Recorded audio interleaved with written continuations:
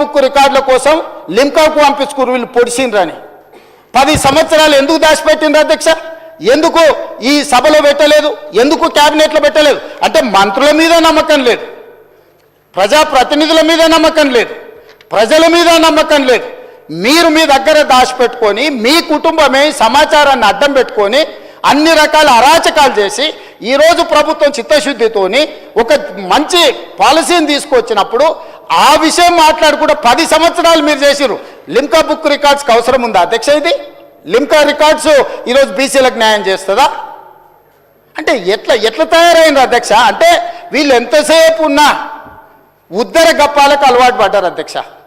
ఎక్కడికక్కడ పొగడ్తల కోసం పేపర్లలో టీవీలలో నేను సెల్ఫీ దిగుతా, సెల్ఫ్ డబ్బాలు కొట్టుకుంటా, ఇవన్నీ నన్ను నువ్వు పోగుడు, నిన్ను నేను పోగుతా, నా ఇప్పు నువ్వు గోకు, నీ ఇప్పు నేను గోకుతా. ఎంతకాలం ప్రజల్ని మోసం చేస్తారు అధ్యక్ష? మాట్లాడలేకపోవచ్చు అక్కడ ఉన్న మా బీసీ మిత్రులు, కానీ వాళ్ళ మనసుకు తెలియదా ఈరోజు ఈ ప్రభుత్వం చేస్తున్న ప్రయత్నం? ఎవరైనా ఈరోజు ప్రతిపక్షాలు డిమాండ్ చేసిండ్రు అధ్యక్ష మమ్మల్ని?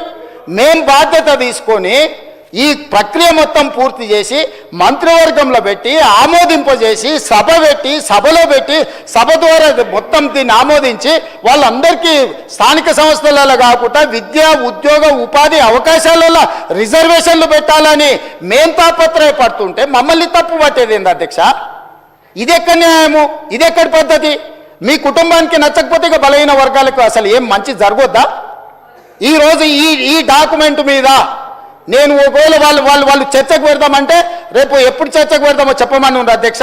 దీనికి ఉన్న సాంకేతికత ఏంది, దీన్ని చేసింది ఏంది, దీన్ని ఎక్కడ కంప్యూటరైజ్ చేసిండ్రు, ఎక్కడి నుంచి తీసుకొచ్చిండ్రు, ఇదంతా ఇప్పటి వరకు ఈ డాక్యుమెంట్ అనేది ఏదో ఒక వెబ్సైట్లో ఎవరో పెడుతున్నారు.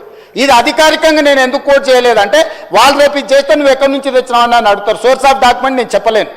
ఇప్పుడు 9.5 సంవత్సరాలు మంత్రిగా పనిచేసిన అని ద గ్రేట్ ఆయన ఎవరో మంత్రి గారు చెప్పినందుకు ఇప్పుడు ఇది అఫీషియల్గా నేను మాట్లాడుతున్నా అధ్యక్ష. ఇది ఎక్కడ పబ్లిక్ డొమైన్లో అధికారిక వెబ్సైట్లలో లేదు. కేవలం ఆ కుటుంబం వాళ్ళ ట్రెజరీలో పెట్టుకొని ఎన్నికలు వచ్చినప్పుడు ఈ వివరాలను వాడుకొని వాళ్ళు రాజకీయం చేసిరు. మేము అట్లా చేయడం లేదు. అక్బరుద్దీన్ ఓవైసీ గారు ఏదైతే ఈ నివేదికను అడిగినరో, నివేదిక 4 వాల్యూమ్ల రూపంలో ఉంది. 3 వాల్యూమ్స్ ప్రక్రియ విధానము చేపట్టింది, డీటెయిల్స్ ఉన్నాయి. 4వ వాల్యూమ్లో మాత్రం ఇండివిజువల్ వివరాలు ఉన్నాయి అధ్యక్ష. ఇండివిజువల్ వివరాలు ప్రజలకు ఇవ్వడానికి వీలు లేదు. ప్రభుత్వానికి ఆ వ్యక్తికి మధ్యలో ఉన్న సమాచారము ప్రభుత్వం కాబట్టి ప్రభుత్వం మీద నమ్మకంతో ఇచ్చారు. ప్రభుత్వం కస్టోడియన్. ప్రభుత్వం cannot disclose every document, every detail to every individual. So దయచేసి అక్బరుద్దీన్ ఓవైసీ గారిని అర్థం చేసుకోమని నేను అడుగుతున్నా. ఇండివిజువల్ డేటా కాకుండా మీకు ఏం కావాలన్నా మొత్తం ఇస్తాం, కంపెల్ చేసి టోటల్గా రిపోర్ట్ ఇస్తాం. మీకు ఇంకేమైనా అనుమానాలు ఉంటే కూడా నివృత్తి చేస్తాం. దయచేసి బీసీల జనాభా పెరిగింది మా సర్వేలో, మైనారిటీల జనాభా పెరిగింది మా సర్వేలో. మేము పక్కా సమాచారాన్ని సేకరించినాము. 2011 తర్వాత జనాభా లెక్కలు జరగలేదు.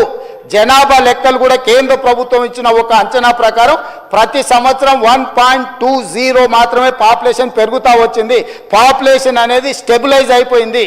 చచ్చిపోయేటోళ్లకు పుట్టేటోళ్లకు ఉన్న గ్యాప్ లిమిటెడ్ ఉంది.